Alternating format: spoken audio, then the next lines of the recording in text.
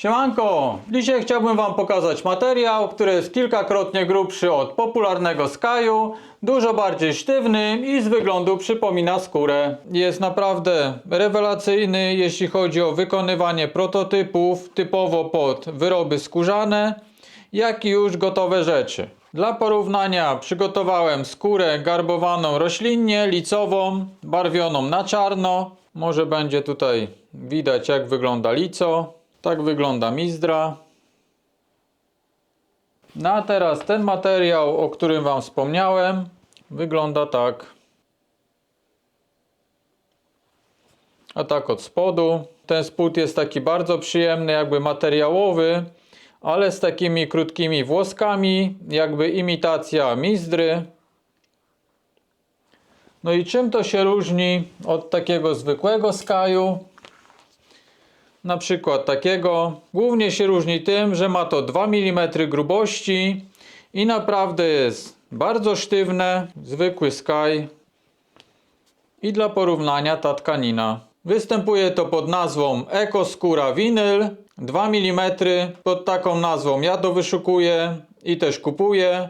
Niestety nie mogę nic więcej powiedzieć na temat tej tkaniny, ponieważ już od dłuższego czasu szukam producenta oraz jej prawdziwej nazwy, pod jaką występuje, ale niestety nie znalazłem. Jeśli ktoś spotkał się kiedyś z taką tkaniną i mógłby się podzielić informacjami dla dobra nas wszystkich, no to byłbym bardzo wdzięczny. Dodatkowo właśnie to nie jest taka standardowa EcoScura. Ja ogólnie nazywam Sky, no bo ani to nie jest Eco, ani skóra, no ale pod taką nazwą to występuje. Ma to 2 mm grubości. Można by było właśnie powiedzieć, że jest to ten popularny Sky na piance, no ale nie jest to właśnie pianka.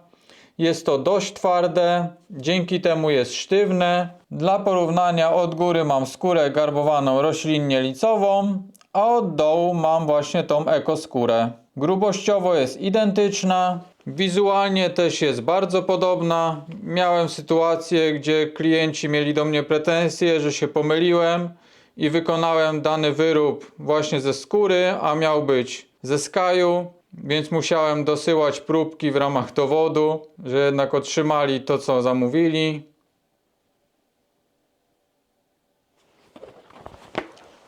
Także naprawdę jest to bardzo przydatna tkanina. Na dzień dzisiejszy metr bieżący jej to koszt w okolicach 25 zł, więc w porównaniu do skóry jest to znikomy koszt, a mając materiał, który jest identyczny, jeśli chodzi o grubość oraz o właściwości, możemy wykonać daną torbę właśnie z takiego materiału, a później już bez ryzyka wykonać już konkretny wyrób ze skóry naturalnej.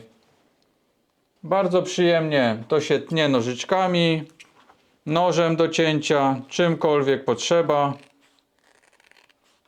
bez wysiłku.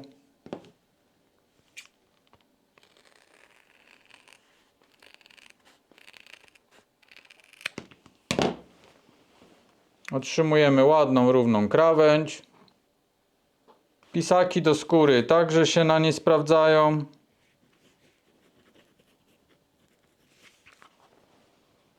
No jak dla mnie osobiście rewelacyjny materiał. Bardzo fajnie się to sprawdza.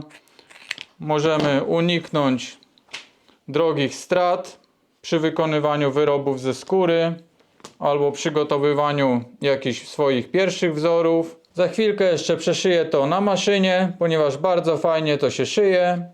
Nie ma z tym najmniejszych problemów. Możemy także to dziurkować dowolnie, nitować, jak z normalną skórą. Przeszyję teraz jedną warstwę.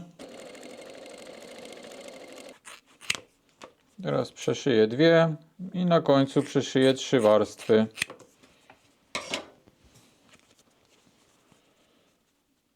Zszywa się to naprawdę rewelacyjnie, identycznie z obu stron, tak samo fajnie z góry, jak i z dołu. Mogę na zwykłej maszynie z pojedynczym transportem przeszywać jedną, dwie, 3 warstwy. Nie ma z tym też żadnych problemów, nie muszę też kombinować, żeby zmieniać stopki na teflonowe. Także naprawdę super materiał. I teraz trzecia warstwa.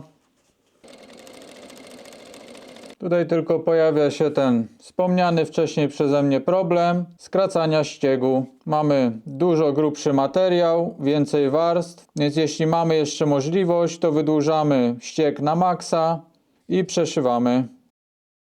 Mam nadzieję, że był to dla Was interesujący materiał. Zachęcam Was do wspierania kanału. Mile widziana łapka, komentarz dla zasięgu i trzymajcie się. Cześć!